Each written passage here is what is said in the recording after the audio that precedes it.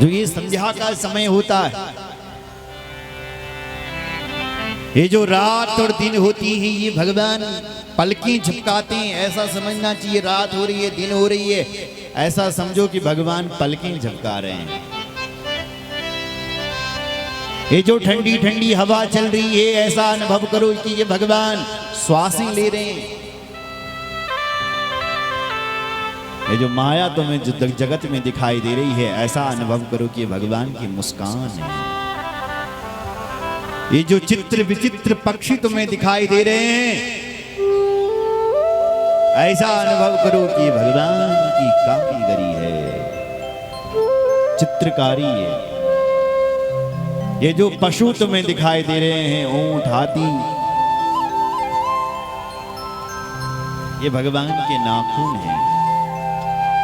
चंद्रमा ही उस परमात्मा का मन है, मौत ही उस भगवान का मुख है, और मनुष्य का हृदय ही उस भगवान का घर है। भगवान रहता कहाँ है? बोले मनुष्य के हृदय में रहता है साहब। कहाँ रहता है भगवान? हृदय में है ना। तो तुम्हारे हृदय का एक्सरा करवाते हैं,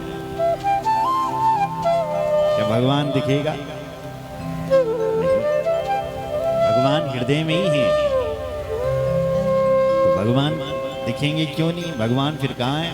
बोले भगवान भक्त के विश्वास में रहते हैं। कहाँ रहते हैं? भक्त के विश्वास में। जहां भक्त का विश्वास है कि मेरा भगवान यहां है, तो वो भगवान वही है। प्रहलाद जी का विश्वास तो ये था कि मेरा भगवान इस खंबे पर है, खंबे में है मेरे भगवान। तो खंबे से ही भगवान नरहरि नरसिंह के रूप में प्रकट हो गए। बोलो नरसिंह भगवान की जय। तो 3 संध्या प्रकट हुई, प्रातःकालीन संध्या, मध्याह्न और सायंकाल। एक संध्या रात्रि को भी होती है, 12 बजे रात, उसको कहते हैं तुरीय संध्या। वाम मार्गी जो लोग होते हैं, तांत्रिक, वही संध्या का ज्यादा उपयोग करते हैं। तंत्र विद्या को 12 बजे रात ही सिद्ध करते हैं, है ना। उसको कहते हैं तुरीय। तुरीय संध्यायाम वाक् सिद्धिर्भवति ही। तुरीय संध्या। तो सबसे पहले संध्या प्रकट हुई और उसके बाद उस यज्ञ से अरुणोदय के समय भगवती अरुंधति प्रकट हो गई।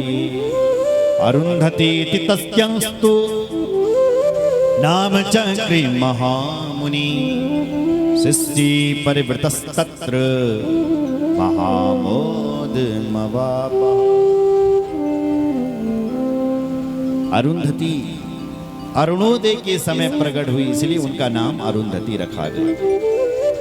वशिष्ठ जी के साथ उनका विवाह हुआ और विवाह करने के लिए साक्षात भगवान ब्रह्मा, विष्णु और साक्षात नारायण भी पहुंचे। बोलो नारायण भगवान की हर हर महादेव।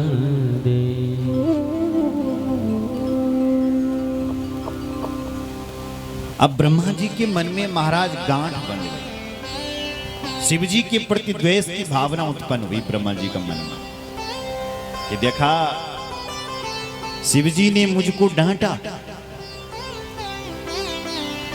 अब मेरा नाम भी ब्रह्मा नहीं यदि हमने शिव जी को नहीं डांटा। क्यों? बोले जैसे हम अपनी बेटी पर मोहित हुए अपने बेटे के चक्कर में, ऐसी ही हम शिव जी को भी किसी स्त्री के ऊपर मोहित करेंगे। तो कौन स्त्री होगी संसार की जो शिव जी को मोहित करेगी? ये पता लगाने के लिए ब्रह्मा जी अपने पिताजी के पास पहुंचे, भगवान नारायण के पास। भगवान नारायण कहते हैं कि शिव जी योगी हैं और योगी को कोई स्त्री प्रभावित नहीं कर सकती।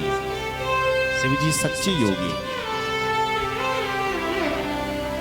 उनको तो मोहित करने वाली एक ही है, और वो कौन है? वो जगत माता है, वो जगदम्बा है।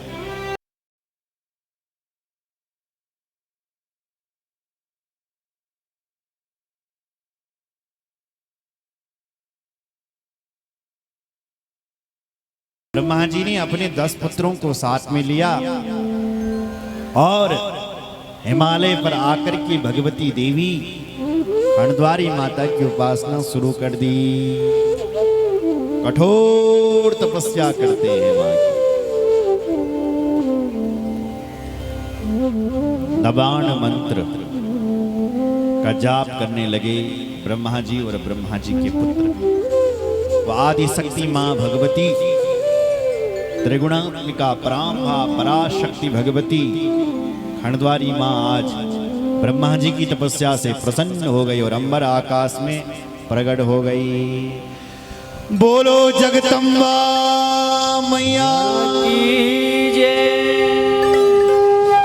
ब्रह्मा जी मां को देख रहे हैं, अष्टभुजा बनकर के मां भगवती हिमालय में प्रकट है।